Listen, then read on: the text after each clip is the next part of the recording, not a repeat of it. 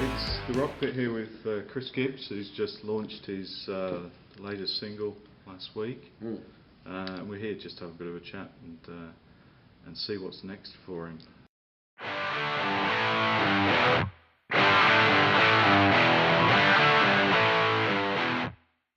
So your single launch was last week, and you actually had two musicians with you on stage who were there right at the start of Graphic Fiction Heroes. Correct, yeah. So it was really good, and it was quite fortuitous the way that worked out. Gareth Hughes on bass and Matthew Ferguson on drums are the two guys that were the original rhythm section on the first Chris Gibbs album, Little Empires. And we did a lot of original and cover gigs around Perth for several years, from say 2007 onwards. I felt that the follow-up to the Chris Gibbs album from 2009 should have been something a little bit more band sort of directed, and I knew that the guys were writing their own material. So I suggested we started writing songs, which is how the Who Will Save Us Now album came about. Fast forward to 2016 and the release of Vicious Valentine, and it turns out that the song was originally worked on as part of the batch of songs for Who Will Save Us Now, but we didn't actually end up requiring as many songs as we initially thought. So the thing that's really pleasing about how it panned out is our current bassist Joe Southwell is away on contract playing music all over the world at the moment. Gareth was coming back from his new home in London to have a few weeks at home, and just happened to be available and keen to do the launch of a song that he did in fact have a songwriting credit on. So it's really good because everyone's well represented.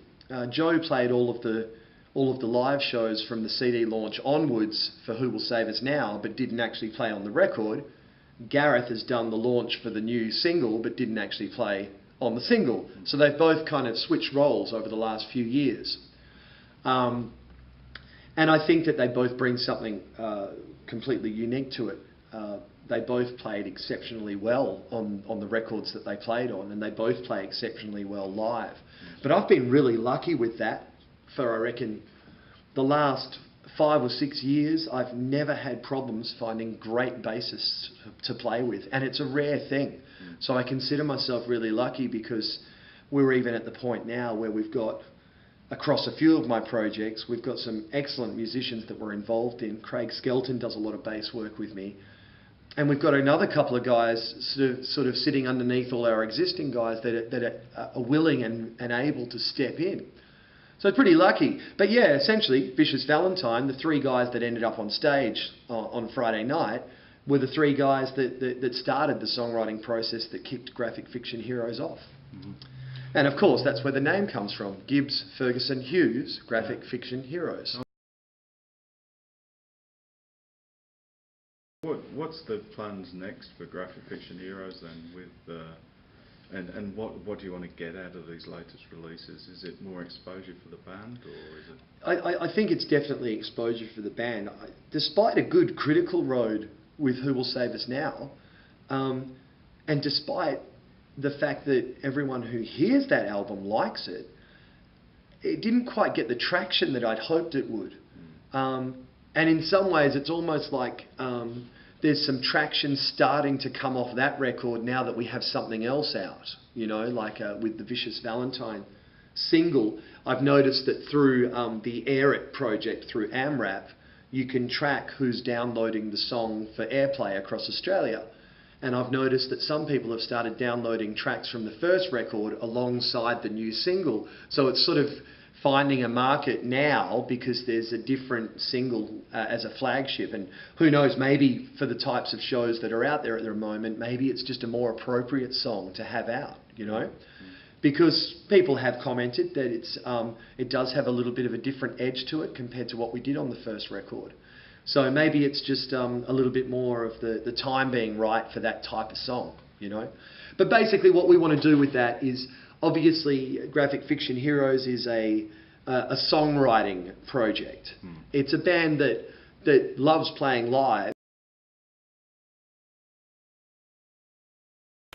I'd say there'll be another digital single March or April. followed by the complete physical release, including the first 2 singles, maybe end of winter, early spring sort of thing.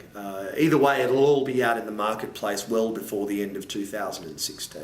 That sounds good.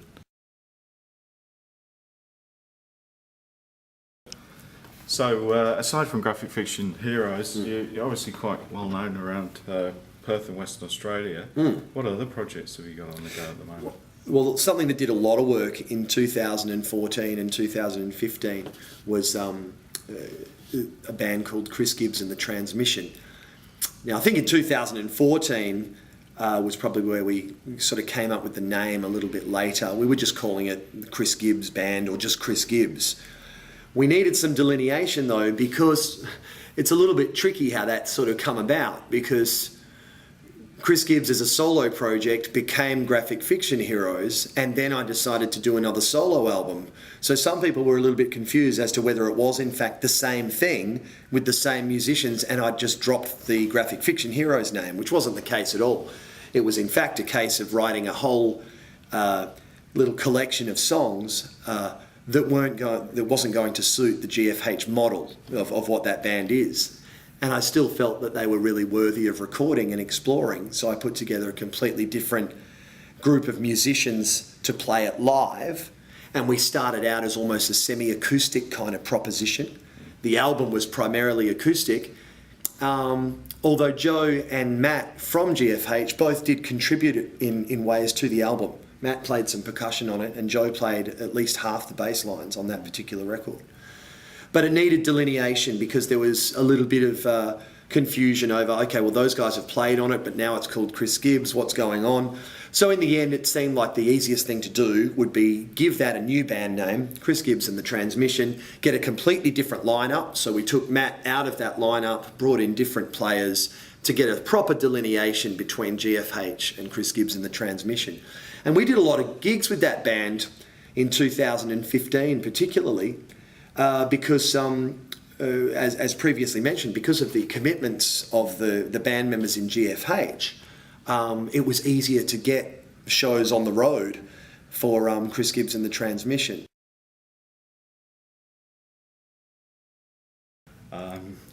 If you could have been a fly on the wall for the creation of any great album, just to see how the musicians came together, how the ideas worked, how they were in the studio. There are a lot, but the one that comes to mind and is still in my top 5 records of all time, and at many points in my life has been number 1, I would say Strength by Enough's Enough. A band that was, at that point in time, finding its way out of the hair metal scene that it was kind of lumped into, possibly as a marketing angle kind of thing, and then growing into itself on the second major release, violins and clever writing and piano playing and really thoughtful songs that you wouldn't expect to hear from a band that many might have looked at and gone, oh, that's another hair band from the 80s. And it was, nothing could be further from the truth. And it was that classic album where I think Rolling Stone called them the act of the year or something, breakout act of the year that year. And then, as we know, the rest is kind of rock and roll history, where it didn't quite do what it deserved to do after that. Yeah, it's one of those great mysteries in life to me, the fact that Enough's Enough weren't one of the biggest bands in the world. Yeah. And that album in particular, yeah, I don't think they ever topped it. Yeah, it's an amazing record. Yeah. It's an amazing landmark record for the time. And the thing is, you're dead right. The thing is, you've got great vocals, great songwriting, great performances, a really underrated guitar player sort of thing. It had everything that it needed, and yet was surpassed by inferior acts, Anyway, that'd be the one. Yeah. I would like to have seen that album come together. I mean, it's interesting when you talk to them, and there's a lot of blame put on the label. The label not marketing them, not getting them out there right, trying to still lump them in with that hair metal scene, which obviously they weren't part of. Well, and the thing, when you think about it, the thing that's really tragic about that is Strength was in exactly the right time that they could have changed the image and they could have actually really gone into a different market. And this might be initially a little bit of a curveball, but think about bands like Ben Folds 5, who started to come up through the ranks there at that point in time, piano-driven, thoughtful songwriting. They weren't that far off it, except they had a few more guitars in the mix, you know what I mean? No, and I just feel like, yeah, I agree with you. Even the video clips for the Strength album, they were still trying to make them look like Poison or something, and it was over already, and there seemed to be a push still towards trying to keep that alive. Whereas what they could have done is just dumped that straight away and just let the song stand, and it might have made a difference. Yeah. You know, there's a lot of Beatles in there, a lot of great melodies. Absolutely. But yeah. at the end of the day, if you listen to something like that, you probably won't hear better songs for a long time. Yeah. The final question, which is an easy one to end with, is what is the meaning of life? Oh God. The meaning of my life is